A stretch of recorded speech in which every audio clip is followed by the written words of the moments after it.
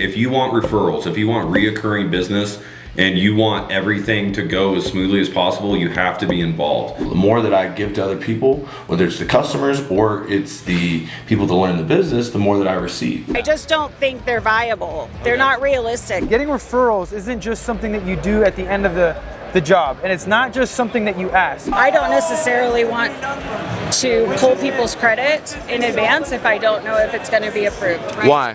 What's up, guys? Today, one of my top reps get a golden door, 2.5 million in roofs installed, and we're going to be interviewing people here at the Door-to-Door conference and getting the insider secrets from the legends of RRCA. We have a $10 million producer. We've got Steven, who's produced over $5 million. We got Jared, who's produced over $5 million. They're going to break down what makes them RRCA legends, how to build a multi-million-dollar book of business, and we're going to interview some people at this conference. Let's go.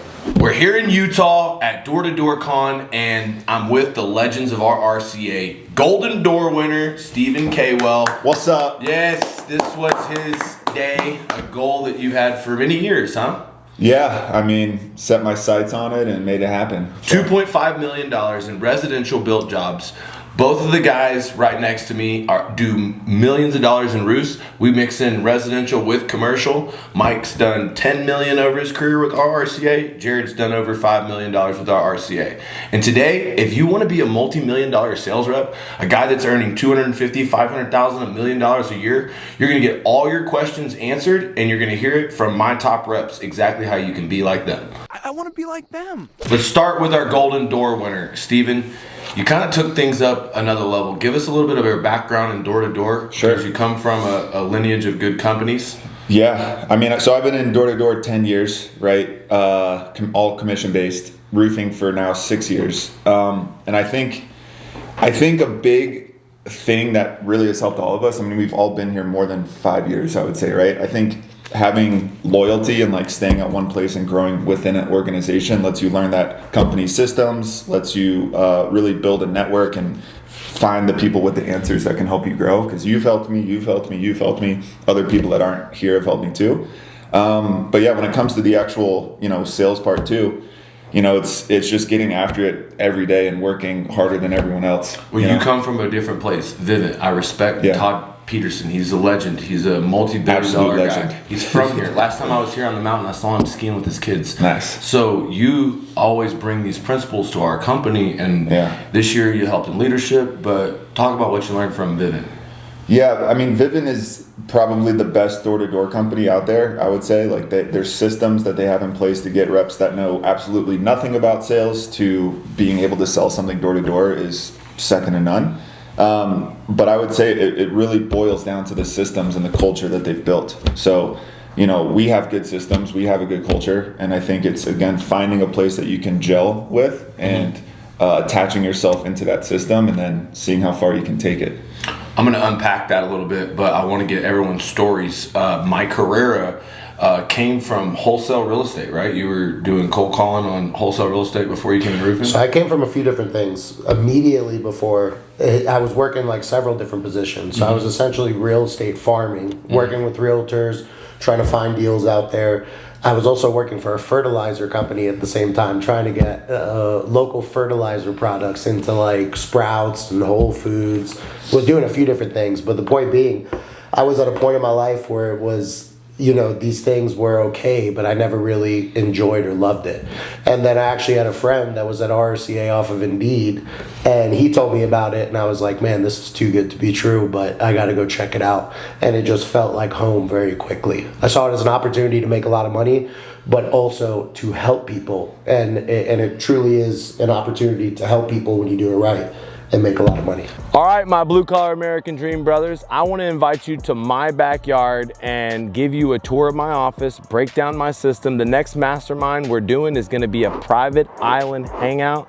We just did one. It was super successful. It was last minute. We're going to do an event at my office where I break down each step of our sell, build, collect process inside of my office. Now, because it's inside of my office, there's a very limited number of spots. We're limiting this to less than 25 people because we are taking you from the office on the boat. In Naples, we have a private island. I just had a group of 21 guys that we took out to the island, got some good grub, played spike ball, got to hang out and really break bread. And the conversations in the boat, on the beach, these are the real conversations that really drive the needle and sink in that this is a brotherhood. So look, if you want the blue collar American dream, click the link below. You can't miss the next Island Hangout. Let's go. So you knock doors in the beginning, but you're an example that you don't have to knock doors forever.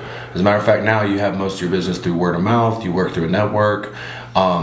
But you started, how did you start it? How did you get there? You started knocking to a silly degree. Like you learn that there's times you maybe don't want to knock. I didn't know that in the beginning. First door-to-door job, I knocked sun up to sundown. There'd be like the lunch hours, be like, man, why am I not getting any answers? All the things you learn through growing pains if you haven't done door-to-door before. But it all started with door-to-door. And it was I hear guys kind of drag their feet now and they don't want to get into the door-to-door, especially when they get going. You got to look at it like a game. It's like hunting for money and people to help. Every door is an opportunity. How long you been doing it, and when does it transition to become more of a business where you're getting referrals and it all comes to you? So I realized very quickly, it took about 2 years, and I realized from the beginning that when you're in roofing sales, it's almost like you have your own business within the business. So my customers, I realize if I take care of them, they're going to take care of me. So after about 2 years, a little bit less of grinding and heavy door to door, I took care of every single one of those customers like they were family, like I'd want to be taken care of, and then they just sold me. I haven't knocked a door since Hurricane Ian, unless I was training or approaching, a lead or a commercial opportunity. But as far as residential, knocking all day, took care of the people and they took care of me. Can I say something too? Just to piggyback off that real quick, I think it can come even sooner than 2 years, right? Like knocking for alarms for 6 years and seeing how many referrals I got from that. And then my first year selling roofs, I got so many more referrals with roofing within like the first couple months. Yeah. I think just because of the offer that we have and like helping people get their roofs paid for if they have, damage, it's just such a no-brainer yes that once they trust us, now they refer us to their friends and family or neighbors, right? And it's just a snowball effect. So I think it can be quicker than 2 years. I mean, I saw a ton of referrals in my first couple months. Oh, it can, absolutely. Getting everybody's background story before we get into the specifics, we're going to go through his 5-star build checklist. Like he has a checklist and a course to get tons of referrals. We're going to break that down. But Jared over here was, before you got into this, you've been a firefighter.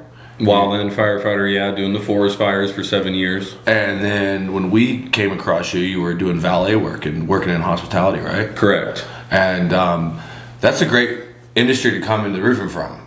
Mm-hmm. Yeah. But how did you get in the business, and what's the story of how you became a multi-million-dollar producer? Yeah, well, that's a long story. We'll keep it short because there was a lot in between also with working jobs and different things that all helped with what I do now. But essentially, I met Mike at the gym. He approached me when I was stretching, got a little weird. What a weirdo. Then we became really good friends. Not true. Came very close. Not true. So Mike and I became really good friends, and I was a safety officer for a bunch of linemen at the time, and that's when Mike found RRCA. Mike told me about it, and I kind of signed up part-time. And Mike and I, for a week straight, got a deal knocking doors every day within an hour, within the first door. It's like 20 minutes. It was no joke. That's one of my secrets to success, is show people that it can be that successful. Yeah. It was crazy. It was like Mike, I'm like, you're telling me that we can basically help these people, because at this point in time, this was more of insurance trying to help people get their roof spot. And then the insurance is going to pay for it and we're going to get paid. Sounds too good to be true. So I kind of got away from it. And then when I got back from fishing in Alaska, Hurricane Ian hit, and it was make it or break it. The restaurant that I was valeting at got flooded. I had no job. I didn't know what I was going to do, and I was technically already established. And I literally picked an exit, drove, found a neighborhood that had damage, and started knocking doors. And then I went, my first year, I mean, if you consider after the first like 3 months into the next year, I mean, I sold over 3 million. And it came down From that storm? From that storm. One storm. And again, not knowing anything and just figuring it out along the way. I mean, there's a lot of other steps you can do to hopefully have yourself more prepared for that kind of stuff. But it was just a crazy ride. But every job and everything I'd done in the past set me up for this. It was like the craziest thing that I was sitting there laughing one day that like a situation had come up, and I've already dealt with that in the past with a different job, and I knew exactly how to handle it. But it was just learning and always knowing that we were here helping the clients, and then that's what leading into like the referrals and all that stuff. Once you do good for one person, especially in these HOAs where we live, it just, the word of mouth spreads like wildfire. You do a bad job in a neighborhood right off the bat, good luck trying to get another job in there. If they all talk. So it's just doing the right things by the homeowners and just keep pushing yourself to strive to give them the best give them the best time throughout the build. And even if things go bad, Mike's a great example of this. And we've all had a job that, didn't go great, but everything was great at the end of the day. The roof was done, everybody was happy, and still gets an amazing 5-star review on a job that probably didn't go the best, and still gets referrals from those people. Mm-hmm. It's just about following through, no matter adversity, whatever. It's not always going to be just a straightforward, easy day. Okay, so there's a keep it simple, stupid method that we've gone viral with, yes. Your door-to-door pitch. And we also have the earn your business close. Yeah. I like how you get the contingency agreement signed. Real quick, break it down like your keep it simple, stupid pitch that you have at the doorstep. Yeah, so I mean, again, when you're doing door knocking, especially when it's insurance that you're trying to help these people, in most cases, you have 1 million people knocking these doors. You have 1 million other roofers out there. And the main thing that you're telling them is, like, when you're signing these people up on a contingency to run the insurance claim, to help them out, is you're telling them that my way of doing it is straight up saying, guys, this is just an audition. It says right here that there are no charges for these services. And I basically, if I do my job and I do everything that I'm promising you right now, that you do the work with me and you don't hire anybody else. This is straight up an audition, and this is me just earning your business and showing you what I say is going to happen, and that I'm going to follow through with everything, and then you reward me for that afterwards. And it works so much because, again, it's letting them just say, you don't have to go with me if I don't do my job. But 99% of the time, even if things don't work out that way, I still get the job because I show them the effort that I'm putting forth that nobody else is doing out there. They want to sign a piece of paper, never hear from them again, and hope and just wait for the check to show up, and then they sign them on a contract, done. There's a lot of follow-up and just following the process and moving forward. I like that, and I want to unpack some specific things for people. I'm going to go through kind of our biggest challenge over the years is people come in and they don't make it. Either they don't knock enough doors, they don't complete enough offers, they don't follow a process. And leading into what I want to go into, which is insurance to retail, that's sort of been the answer for us, is to speed up the process.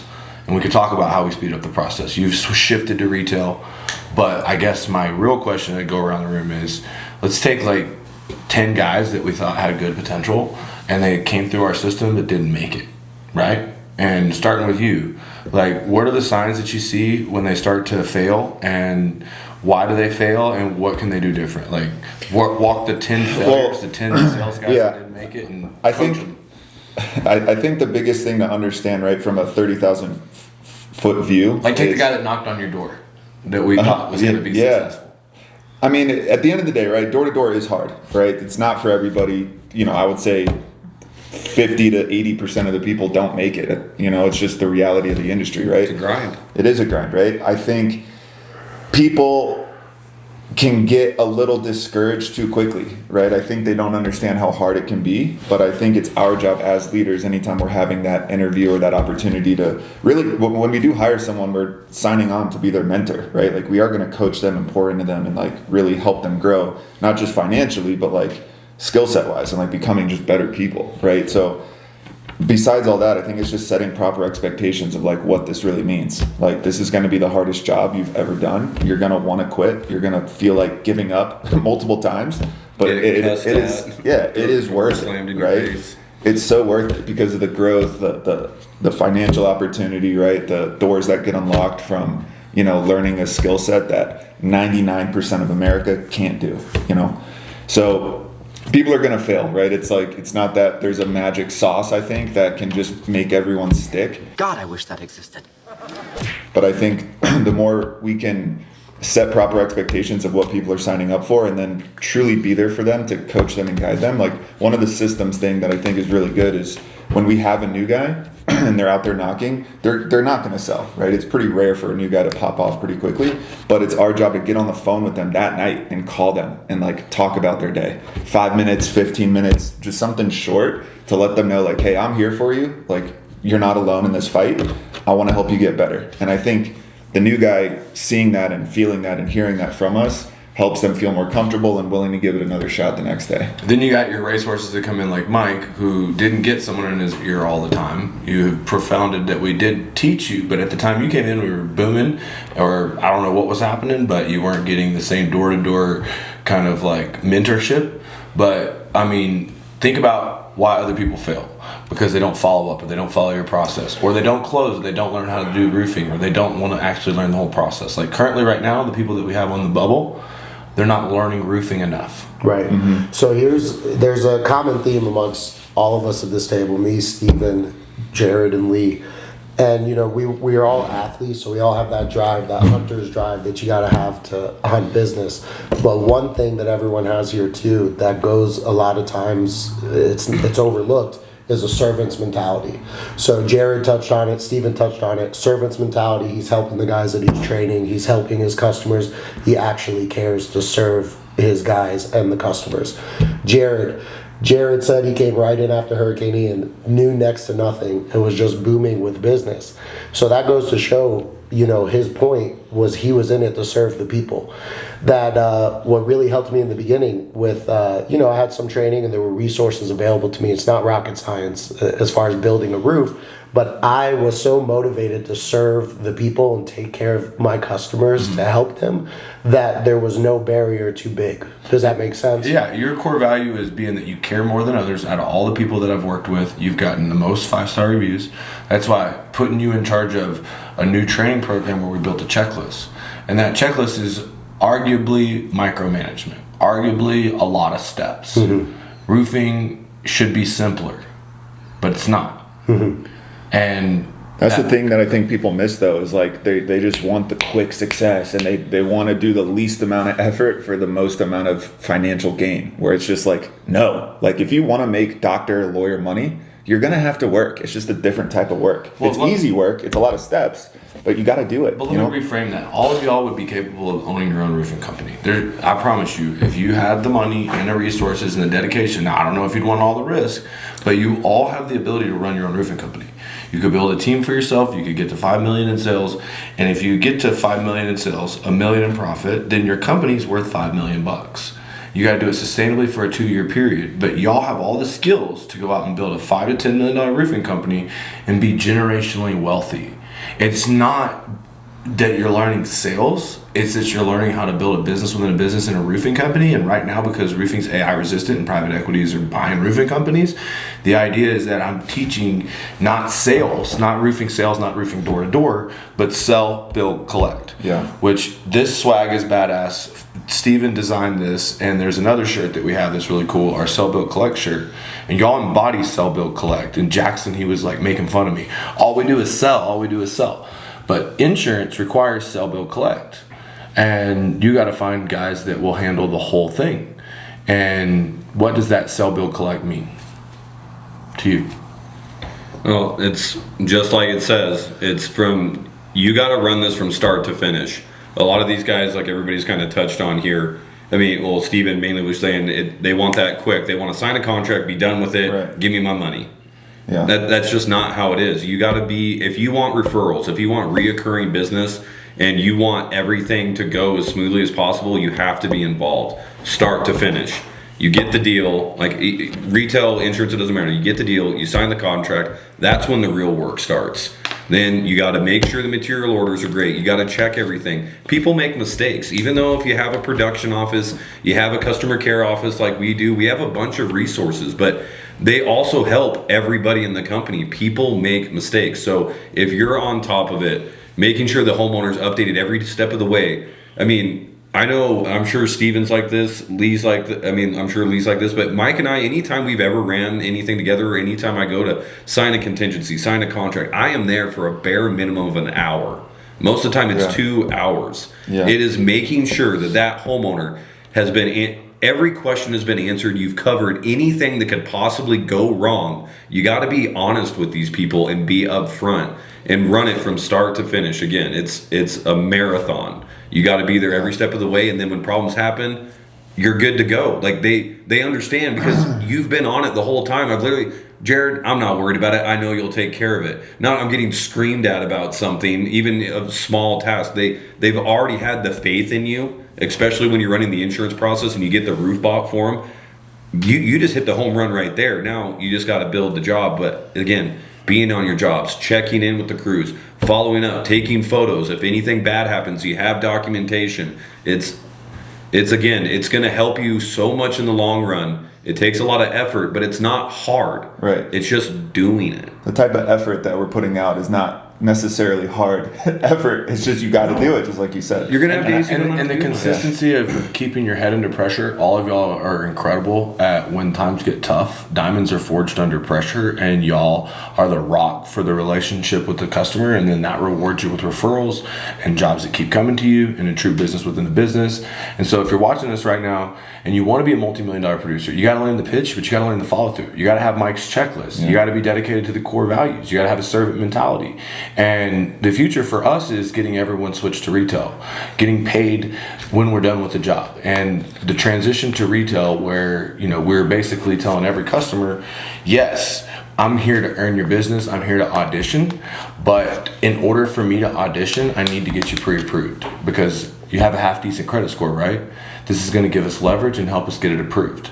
And so this insurance to retail at the contingency agreement, it's been hard for me to unlearn. And so some of my best guys sometimes are stuck in that, not stuck completely, but we have our ways, and your retail ways are effective and yours are too. But I really believe that it's us pushing this insurance to retail that will help everyone else come on board, because hopefully if they can get the loan secured at a high enough price, we can build their jobs and they could get paid 10%, and then we can make the money on the back end to run out their jobs.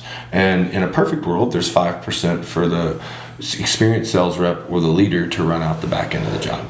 So if you're watching this right now, one of the keys that these guys have had success is they've been a part of a team, they made the most of a team, and we are a wolf pack. We're about to go on the mountain, and the goal is the 12-step of roofing. That you had a great experience into roofing. I call it a spiritual experience because I've been put on this earth. This is my vehicle to help. And now it's my duty to give it to other people, to train other people. The more that I give to other people, whether it's the customers or it's the people that learn the business, the more that I receive. And so I'm going to go out here on this mountain. We're going to have fun. I'm going to pour into my most important people, which that's sort of the weird thing. As an owner, I think that these guys are more important than the customers, because your best lead on new business is some guy that's going to produce $10 million over time, be a partner for life, be a business within your business. That's why I want y'all all to be, equity partners in what we have moving forward. And basically, we have a lot to accomplish. But today I want to go on the slopes. I want to talk to some of these Utah people, and let's see if we can't recruit them off the slopes. See what happens with a random time. And whoever gets the most people that's serious about either virtual sales or roofing sales, I'll buy something at the mountain shop at the bottom of the lift, like a souvenir or something for the YouTube. New York, challenge accepted. Let's go talk to these random people, spread the good news and the gospel of roofing sales is the easiest way to make more than a doctor or a lawyer. You want to make $250,000, $500,000, $1 million a year, you got to be like these guys. And so comment below any questions that you may have. If you're interested in becoming one of these multi-million-dollar producers, you can train with us 4 days a week. And if you're a business owner, we can train your sales reps. It's really simple. We have a community where there's a WhatsApp chat. We have an app where you can measure roofs, sell, build, collect, all from your iPhone. And so if you check out the link, fill out the application, you can be a part of our sales mastermind. Let's hit the mountain, guys. Let's do it.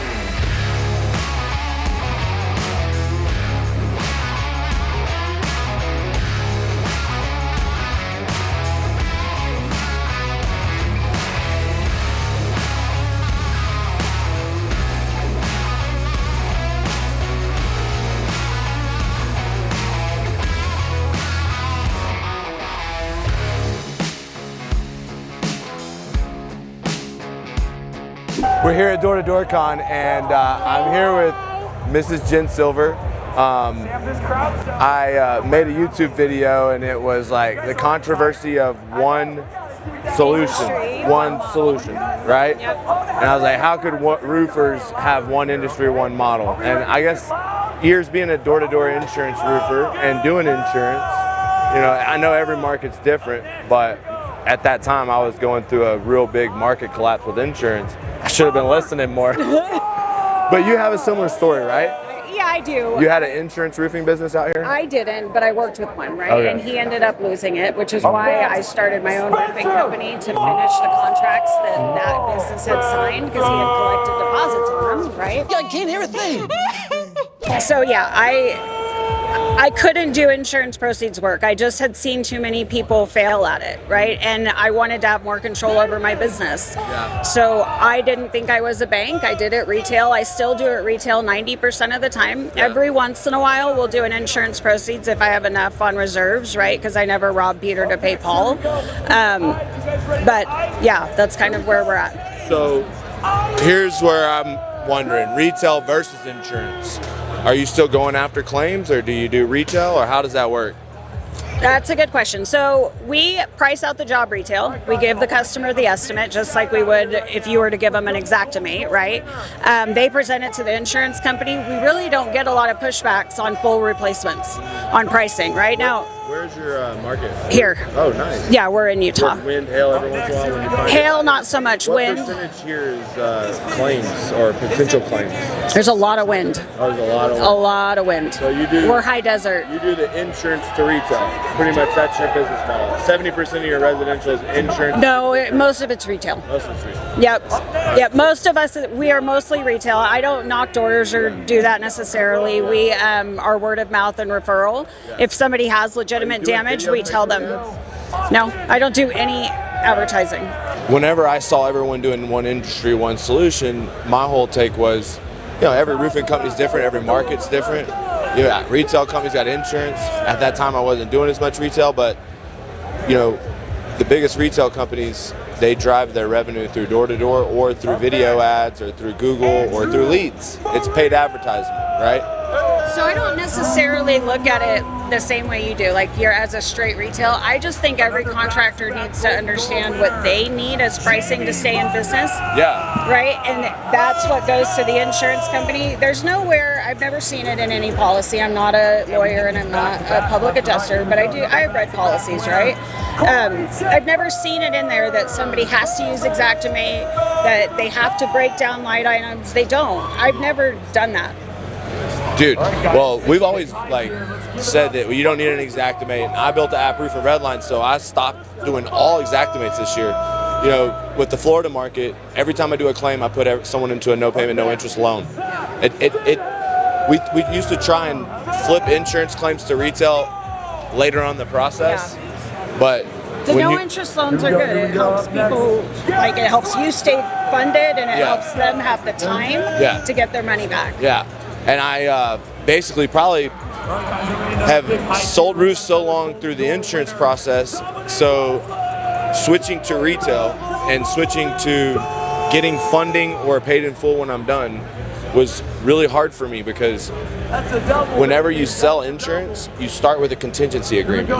And my argument, and this is where the point of contention was, is that contingency agreements are bad, right? Do I think they're bad? I just don't think they're viable. They're not realistic. They don't. Yeah, well, I agree. Yeah, there's no money exchange. There's no contract value. Yeah, I agree. He agrees. So, my perspective is simply that door-to-door is zero cost per acquisition in roofing, and insurance is the best offer at the door. If someone has damage, you want to check for damage. Like if you're my family member, I'm going to check you for damage because we can work through the claim. It's better for my family member, right? The whole point about my shift was when you sign a contingency agreement, you get that customer understanding you're helping them. Just because you get a contingency agreement doesn't mean you can't pivot to a retail loan. So we did a contractor assistance agreement. Okay, so it's similar. It says I will come out and represent you at your adjusters meeting. you still have the right to choose your contractor, but if your roof is approved and you go with a different contractor, then I expect you to pay me for my time. Do you get a loan right then? No. Okay. I take a $5 deposit, so Okay. the money's exchanged. So if I was to help, what's your goals this year? Revenue-wise? Yeah. 1.5. I don't have any employees. I don't want to grow. You're in all these salespeople. You're a girl. All these dudes. You don't want to hire 5, 10 of these guys to go knock I don't want doors? to manage them, I don't think. Really? I want to go see my grandkids and travel and do the things that I want to do. I have kids at home too. Oh, well, really? Yep. Oh, great. Well, you're in a really good market and you have a good business model, but if I was to help you and you wanted to grow, Okay. just prospectively, like maybe you did want that, right? Okay. We're at Door-to-Door Con. Utah doesn't have a lot of people that teach roofing, and they don't have a lot of people to plug these guys into. And if you say there's a lot of wind, I mean, look, if there's legitimate damage, you want it covered, right? Okay, it's pretty simple. This is what we need to get started. This is whatever you call it agreement. And the next step is for us to just go ahead and get you pre-approved. Because what the insurance company really respects is a customer that knows their shit. And if the customer says, I know I have damage, here's the pictures, please pay my claim as presented or I'm going to sue you. I'm going to start the roof in 30 days. As long as you give them notice of 30 days, even if they deny the claim, you turn it over to an attorney, you got a no payment, no interest loan. No, and I do get that, but I don't necessarily want to pull people's credit in advance if I don't know if it's going to be approved. Right? Why? Because it's a ding. It's a loan that they've- This is a good teaching point because all these men in here, not just me, the big ballers, they all do it through Good Leap and these companies that do soft pulls. Yeah, no, I soft pulls I think are fine. Okay, The well, pre- Good Leap is my preferred no payment, no interest solution. And if they're worried, like 90% of people don't even ask that. 90% of people have credit so good they don't care. So the 10% of people that do, you offer Good Leap, you offer a soft pull on their credit. And basically, you have a good business model. Yeah, it's just different. You just need a styles. sales manager and a production manager. If I wanted to grow, but then I'd have to manage them. And you feel like you're not good at managing people? Oh, I'm great at managing people. I don't want to. You don't want to? That's a very good answer. I'm here with my homie, Eric Chandler, Cutting Edge Gifts. As a matter of fact, we're going to be doing his roof. Y'all got to catch the YouTube. We're going to do a little door knocking in Miami. I'll take you roofing door Let's knocking. do it, bro. That'd be cool. Yeah. Have you ever done door knocking in Miami? No, dude, but I'll do it. Hell yeah, you I'll will. try to sell a roof, you know? Fuck yeah. That'd be cool. We're about to sell some roofs with some cutting boards. We're just breaking down the game plan. We sent out about, 200 cutting boards? Yeah. I just got a commercial lead. I had a old client who was a property manager, and we'd done some work for her, and I told my commercial guy, I was like, you need to get these cutting boards in the hands of people, give them a call. He actually had 2 real calls and appointment, we have, but then one's like a real big deal. Yeah. And it might go through. They take a little while. But, it's commercial. But if it deals. goes through, it'll be like, why? Like $1 million deal? Or 500 million, yeah. Yeah, nice. So, That'd be sick. yeah. And it's all Then you because can buy more cutting boards. because we sent a customer a cutting board and followed up over the phone. Yeah. And so, what do you do here, man? Yeah, so we basically help people hit different business objectives through gift giving, right? So maybe some people want online reviews, some people want referrals, some people want long-term branding, right? Some people want referrals. I mean, most people just want all of that. And so we basically implement a gifting strategy that's turnkey to help achieve those through gifting, you know? So for example, like Cutco knives, you know, these are, most people know about Cutco knives, right? Guaranteed forever, made in America. And we actually brand it with the roofer's information. Good idea. I mean, insights on sales. Follow up. Be creative instead of yeah, so being pleasantly persistent. Just realizing that, first off, a lot of people don't want to follow up because they're like, I don't want to be too pushy, I don't want to follow. Just remember, like, you're doing your customer a disservice by not following up. They are better off in life with your service. And so just with that in mind, knowing that, like, I'm doing them a favor by calling them. And then being pleasantly persistent, it's all about how you frame it, right? So if you're just coming off with commission breath, and you're just calling like, hey, and you're just trying to sell them something, right? Versus like following up with some value. So for example, this is where the cutting boards come into play, right? You follow up and you're like, hey, how'd everything go? On a scale of 1 to 10, how well did we do? We're trying to be the best. By the way, we sent you something in the mail. Did you get it? Now you're following on something of value that you sent. Oh, I got it. And what does that do? That creates reciprocity in the relationship now. it's an imbalance. They naturally want to repay you, right? And so when you ask them for that online review, or now you go, hey, I got a referral program, I'd love to stop by and go over it. We're trying to grow our company. Is that something you're open to? Oh yeah, sure, come on by. They're way more likely to receive you well because you've done something that you didn't have to, because they naturally want to repay you. And in roofing, when you do a good job, like when we do your roof, he's got a tile roof, he's got a nice place, we're gonna put a stone coated steel on. I'm gonna take a piece of stone coated steel around the neighborhood. Yeah. Because, dude, when you get like a customer happy, and most of the time, you probably don't know a lot of your neighbors, but do you? It's an Airbnb, I know a couple of them. No, not really. Getting referrals, this is gonna be real short, but getting referrals isn't just something that you do at the end of the job. And it's not just something that you ask, right? Most people, getting referrals is throwing something at the wall and hope it sticks. Hey, who do you know that I should speak to? If you look at referrals the same way you look at sales, getting referrals is taking them through your process from start to finish, to where the end, closing the sale, is getting a list of people that you can call, right? Or get introduced to. And if you're just asking, hey, who do you know? You're doing it all wrong. You got to build rapport, understand how they're connected to the community. Oh, where do you go to church? Do you got kids in the area? You got to really be interested. You got to really be interested, and you learn about them. So that way, when it does come time to ask referrals, there is a systematic, step-by-step process that you take them through, where at the end they're giving you referrals, just like a sale. Door destroyer supplements. Well, I was trying to tell you before the guy over here. You said it's not about supplements. It's actually not about supplements. Well, it looks like supplements. It looks like supplements. What it's actually about is identity. Yeah. Your hardest thing and my hardest thing is getting our reps to actually go knock on the doors. Amen. Right? That's the hardest thing.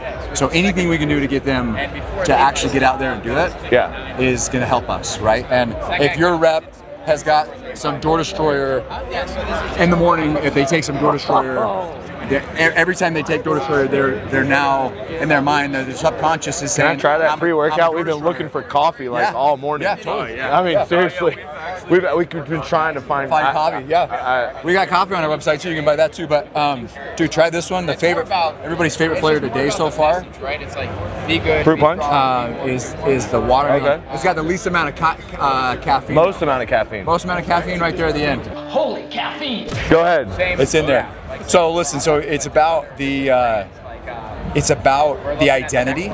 If your sales rep is scooping pre-workout in the morning and it says door destroyer, see that? You see that? There's nothing worse than coffee. He's destroying doors before he even takes it, bro. I'm invincible!